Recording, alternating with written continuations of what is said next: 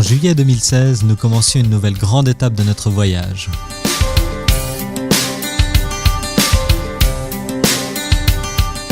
Après avoir passé 5 mois à naviguer sur l'Atlantique et quelques mois entre le Brésil et le Pérou, nous arrivions finalement en Colombie. Salvame! Ayúdame!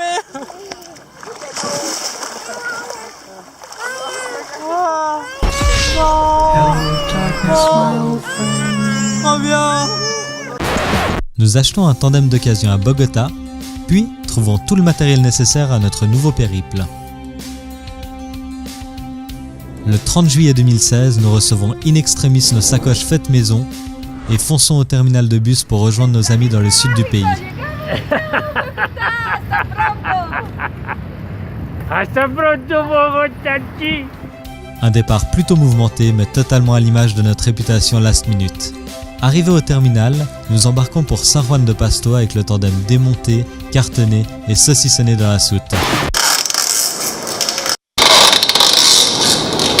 Le but, rejoindre nos amis voyageant en tandem autour du monde. Après 20 heures de bus, nous retrouvons finalement nos amis et l'aventure peut commencer.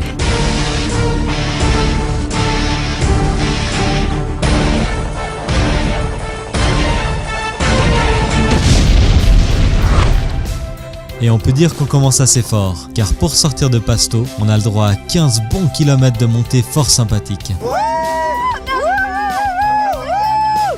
15 kills de montée?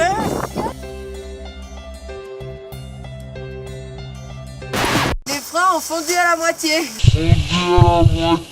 Alors on a resserré un petit peu les freins et puis on va donner un peu de poids à Nia et Alexis qui sont généreux de nous porter un petit bout. Au sommet, on découvre un peu la gastronomie locale en buvant notre chocolat chaud avec du fromage. Nous arrivons en fin d'après-midi dans le village de Sibundoy et le soir nous dormons sous tente. Enfin, avec une petite particularité quand même. On est à Sibundoy, c'est notre deuxième nuit. Et on fait du camping, mais dans un grenier. Santé, santé, santé. Nous sommes hébergés par Martina, qui vit avec ses animaux de basse-cour et un énorme berger allemand doux comme un agneau du nom de Ranger.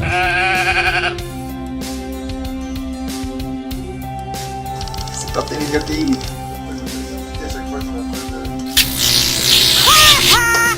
Le lendemain, nous prenons la route du mystérieux Trampoline de la Muerte. On vient de commencer le trampoline de la Muerte. 80 km, on va beaucoup monter et beaucoup descendre. Je me réjouis. Sur ce type de route. Derrière ce nom qui fait peur, se cache en fait une route non asphaltée, mais magnifique, qui relie Pasto à Mocoa. Une banane râpée au frein. Très digeste lors des montées abruptes. Horrible.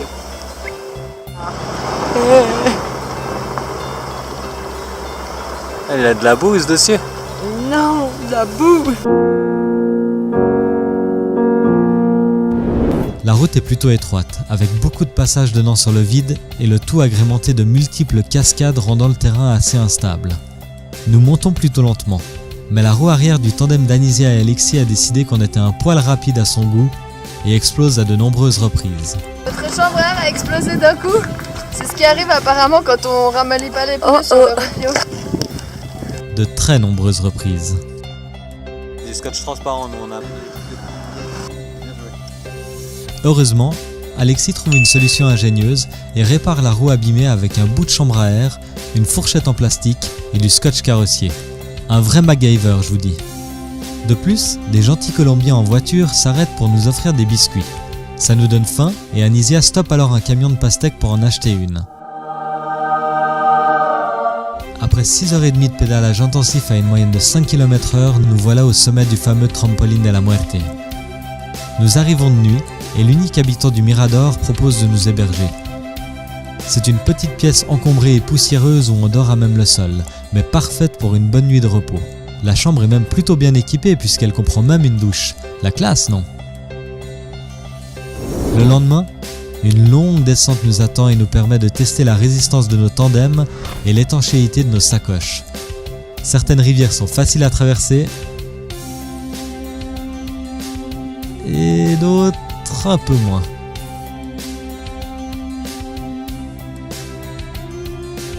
quelques kilomètres avant Mocoa, nous retrouvons finalement le goudron qui nous avait tant manqué et la chaleur qui elle aussi était aux abonnés absents depuis le départ de Pasto.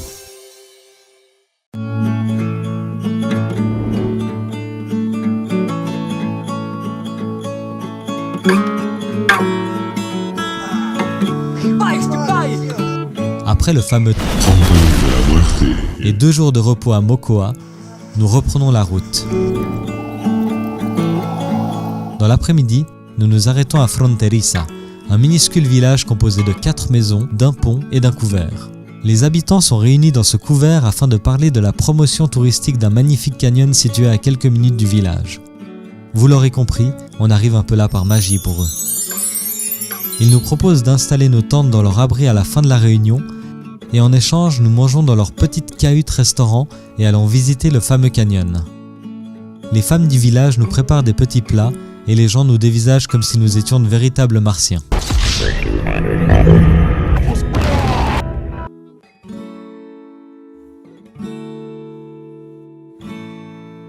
Le lendemain, il pleut fort, même très fort, et le dénivelé positif de 1500 mètres nous permet seulement de faire une étape de 60 km avant de nous poser dans le village de San Juan de Villalobos. Nous rencontrons sur un terrain de foot le prêtre du village et il accepte de nous prêter pour la nuit une salle de l'église. Nous posons nos tentes dans cette grande salle paroissiale et la fête peut commencer.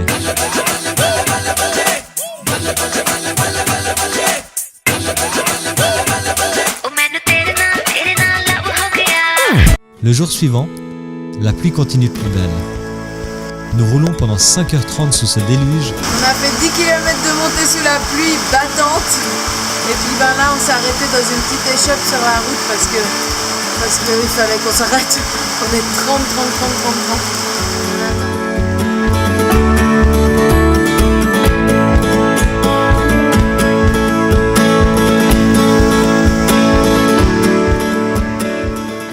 Puis arrivons finalement dans la petite ville de Pitalito.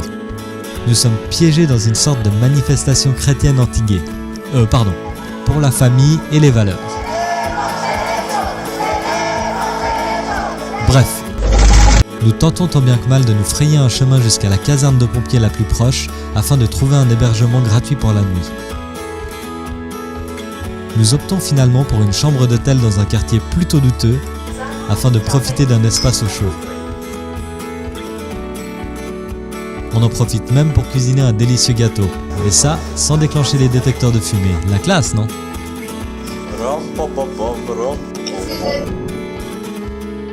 Nous prenons aussi le temps de visiter le parc archéologique de San Agustín et ses fameuses sculptures de pierre inscrites au patrimoine mondial de l'UNESCO.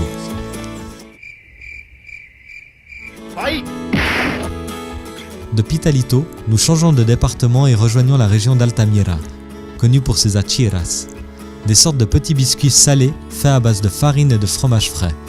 Un vrai délice. Nous passons la nuit dans le village d'Altamira qui est spécialement en fête ce soir-là. Nous découvrons la musique et les danses typiques de la région de Huila.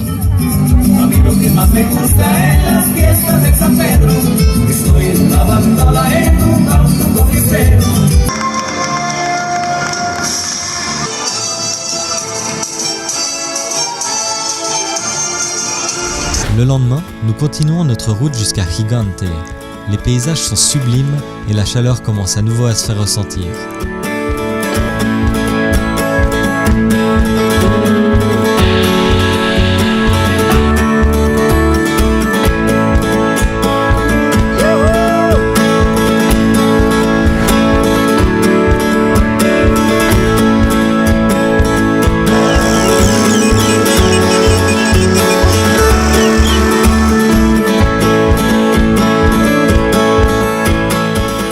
La protection civile un peu à l'écart du village nous accueille. Nous dormons sous tente dans une salle de cours surveillée par des chiens agités par notre présence plutôt atypique. Le matin, nous nous levons de bonne heure et attaquons 94 km de route.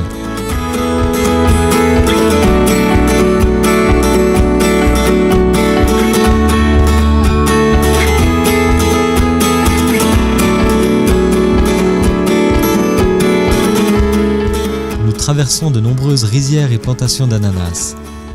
Des paysans nous font signe et Alexis reçoit alors gracieusement des ananas fraîchement récoltés.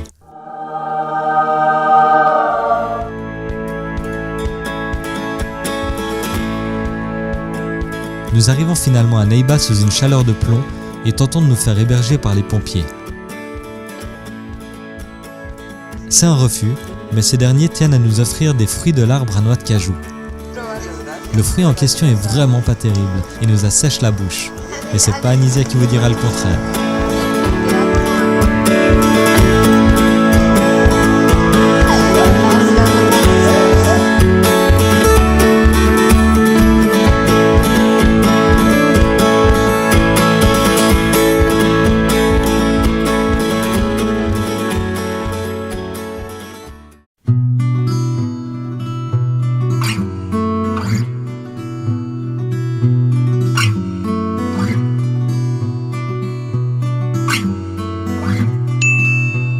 Nous sommes dans la ville de Neiba, logés par des amis de la famille à Natalia.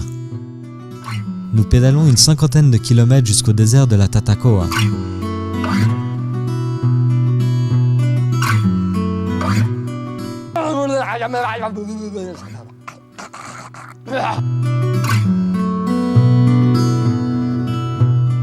Il fait de plus en plus chaud et les paysages sont de plus en plus beaux.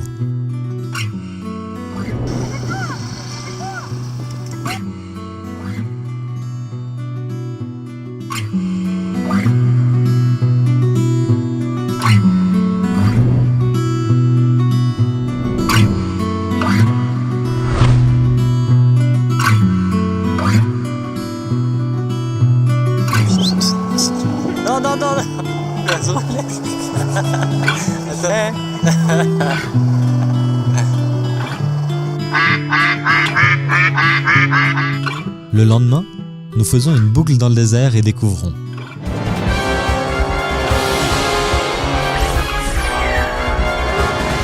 Petit A, une aire de lancement de fusée. Petit B, un dinosaure. Petit C, une piscine en plein désert. Petit D, une tornade.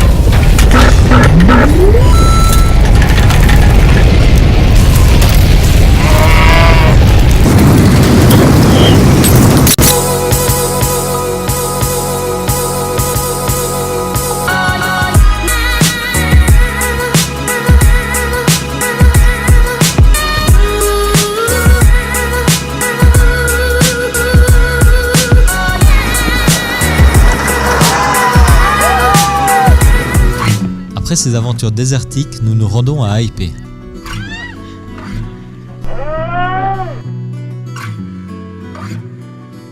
Pour y accéder, on traverse un fleuve sur une petite barque avec toutes nos affaires et nos vélos. Il faut se mettre en équilibre. Jackie, tiens ton écope. Oh, écope.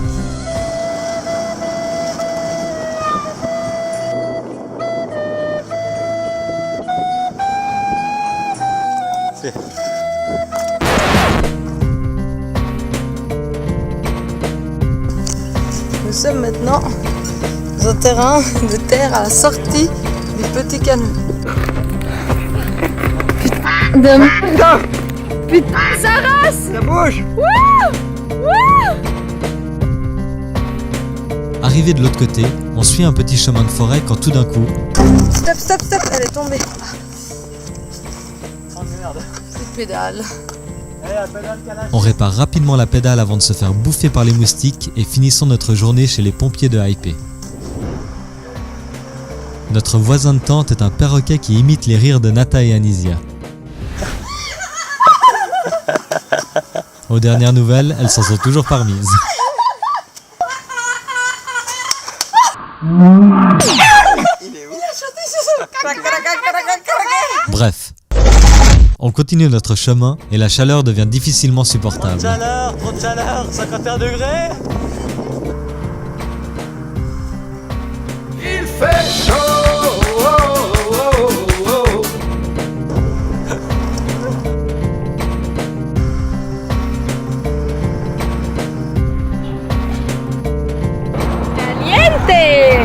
On se pose épuisé et desséché dans le village de Guamo et réalisons nos rêves en grand avec un hôtel climatisé plus piscine.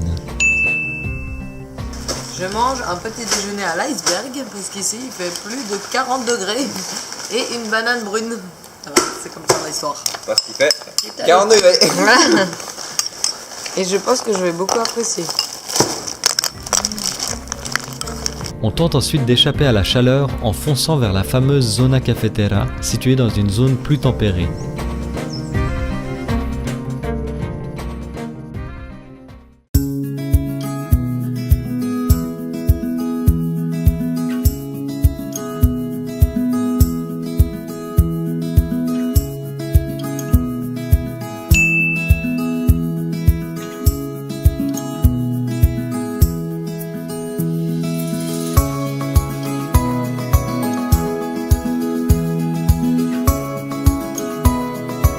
L'ami d'une tante à Natalia vit dans la région et nous essayons tant bien que mal de trouver sa maison. Il est minuit, nous sommes perdus dans les plantations de bananes et le taxi klaxonne devant des maisons au hasard pour faire sortir les proprios. Le grand malaise. Annie, qu'est-ce qui se passe ici? On est dans un rond-point mais énorme. Le rond-point fait la taille de Bornéo. Finalement, nous trouvons la finca de Patricia et coulons quelques jours heureux dans ce paradis verdoyant.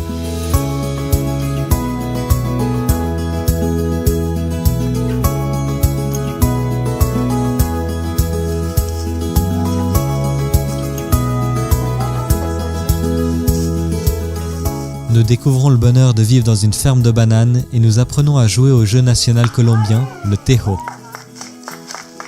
Une sorte de pétanque explosive où il faut lancer des palets de fer sur un cercle recouvert de mèches. Et quand ça explose, c'est qu'on a marqué des points.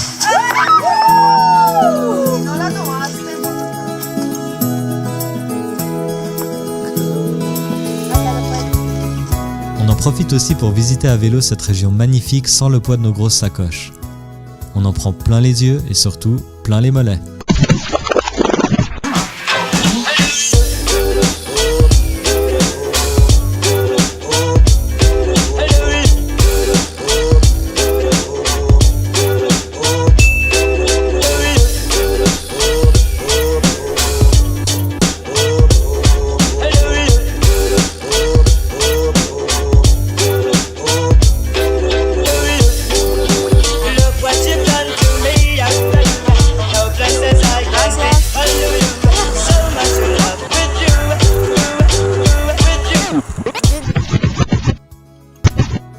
Quelques jours plus tard, nous quittons à contre-cœur Patricia et sa famille et continuons notre route direction le nord. Sur la route, on a d'abord quelques problèmes mécaniques. Une fois réglé, on se prend une rincée monstrueuse.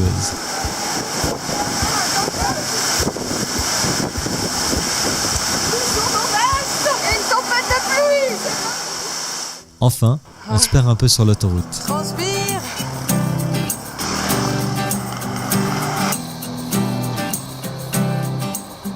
Et finalement, nous passons la barre symbolique des 1000 km de vélo en Colombie avant d'arriver à Chinchina. Merde, on va devoir pédaler. 1000 km. Là, nous sommes hébergés par Hernando, un avocat sympathique qui nous propose de dormir dans sa casa de ciclista.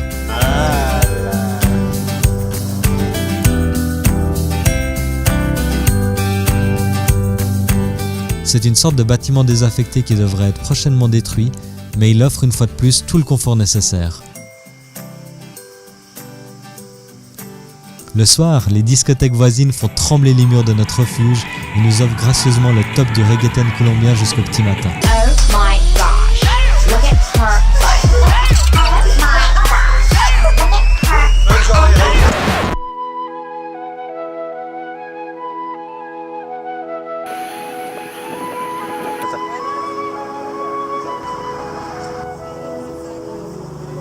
Le lendemain, on décide d'éviter la route principale et on prend une petite route alternative.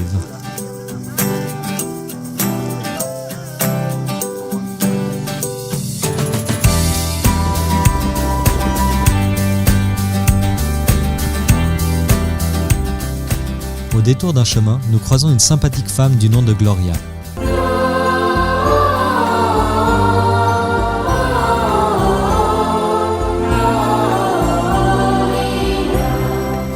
Elle nous propose de nous héberger et de nous faire découvrir une partie de son monde.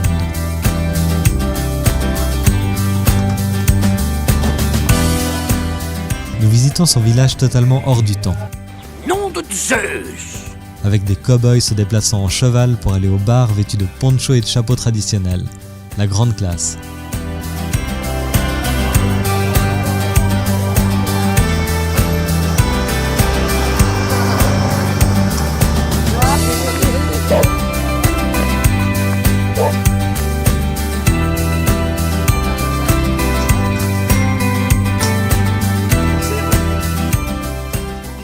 Le jour suivant, nous partons émus de cette belle rencontre et reconnaissants d'avoir croisé une famille aussi généreuse.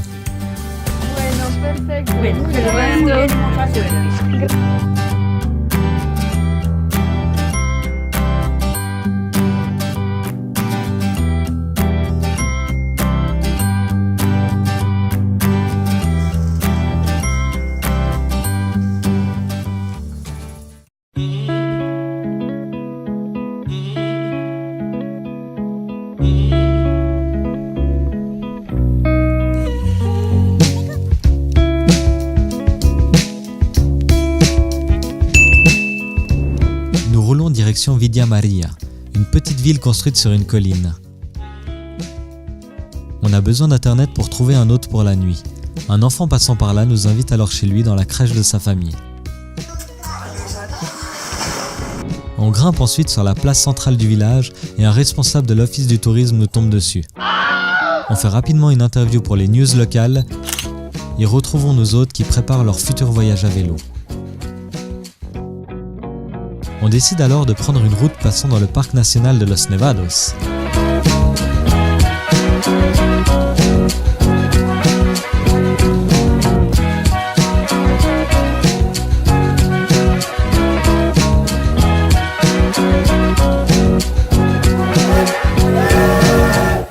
Sur la route, on nous met en garde contre la difficulté du terrain et contre un chien ayant une réputation de tueur d'hommes. Et on s'apprête surtout à buter une sorte de chien dégueulasse qui risque de nous attaquer. J'espère n'existe pas. Ouais. On va aller faire la fête. Bref, on se prépare comme on peut.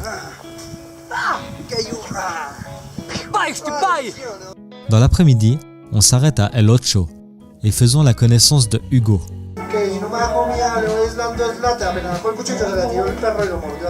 Ce dernier nous invite à boire, à manger, puis à planter nos tentes dans son jardin pour la nuit.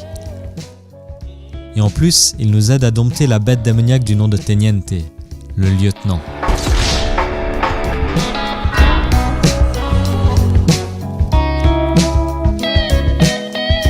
Le lendemain, nous vivons la journée la plus dure de tout notre voyage à vélo.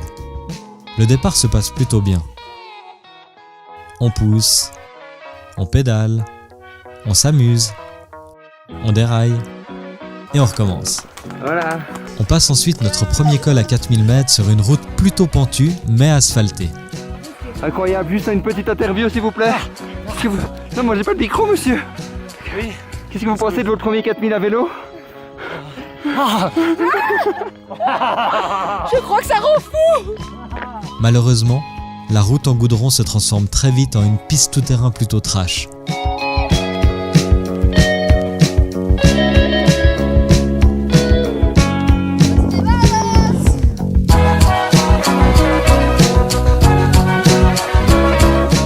Après un bon repas en plein milieu de cette route déserte, on continue à pédaler quand soudain, on entend un sale bruit venant de l'arrière de notre tandem.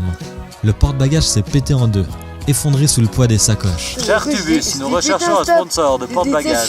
La sacoche Bien à qui vous. part. On tente alors une réparation ingénieuse avec un rayon plié en 3, des clés un bus et du scotch afin de pouvoir continuer sur cette route démoniaque. Malheureusement, la route continue de s'empirer. On traverse quelques rivières dans un paysage lunaire.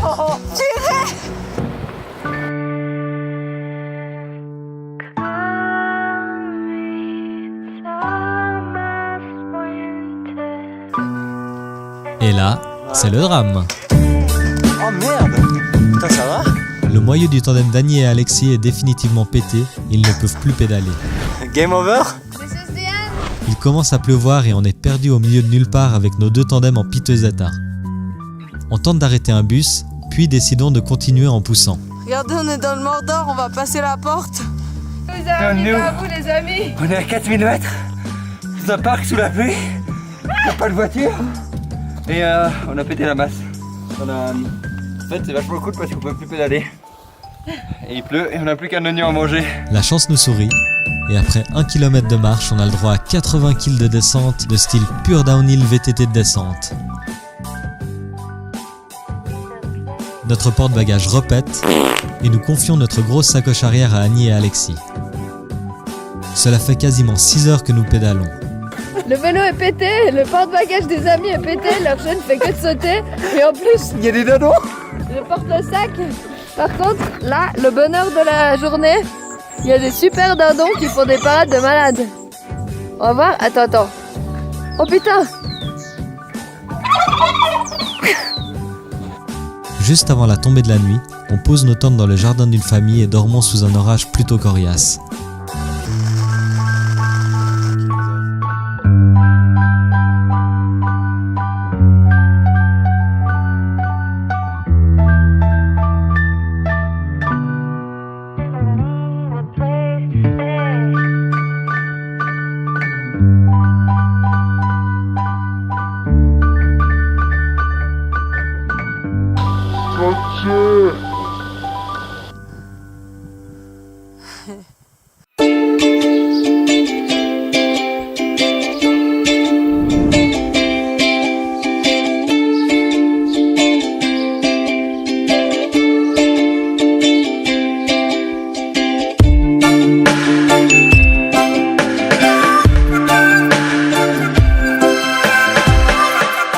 Après une courte nuit sous tente, on se remet en selle avec nos tandems à moitié pétés et continuons la descente infernale.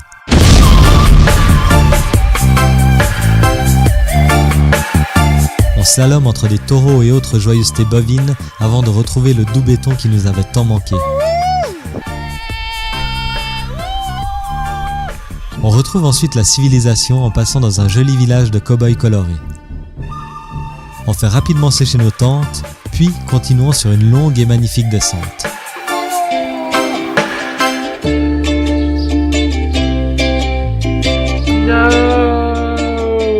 Finalement, nous arrivons enfin dans la ville de Líbano. Les pompiers nous accueillent les bras ouverts dans une salle de formation et nous partons en ville réparer nos tandems. On trouve un soudeur qui nous répare notre bécane en 2 temps 3 mouvements et nous voilà prêts à repartir.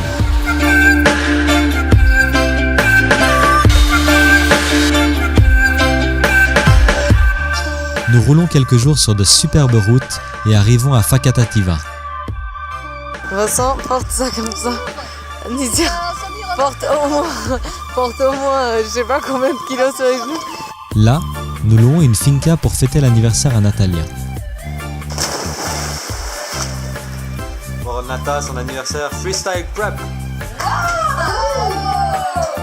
La maison est incroyable, entièrement ouverte avec une piscine à débordement et même des échasses à ressort. Joyeux anniversaire. Après quelques jours dans ce paradis, nous commençons la dernière partie de notre voyage. On ressoude une ultime fois notre porte-bagages, prenons une Jeep, un pick-up, puis pédalons jusqu'à Bogota. On a trouvé un tips pour éviter le trafic de la route principale. On a une voie rien qu'à nous. On retrouve enfin la famille à Natalia et profitons de quelques semaines tranquilles à Bogota avant de nous envoler vers de nouvelles aventures. Cette première expérience en tandem a été pour nous un véritable plaisir et un défi que nous avons adoré relever en compagnie de nos amis. Le voyage, les rencontres et les défis nous font grandir et apprendre, et cela tout en nous permettant de nous ébahir devant ce monde qui a tant à offrir, et c'est ça d'après moi qui fait toute la beauté du voyage. Merci d'avoir suivi nos aventures. Si la vidéo vous a plu, n'hésitez pas à la liker, la partager et à vous abonner à notre chaîne. Retrouvez-nous aussi sur notre blog, Facebook ou Instagram.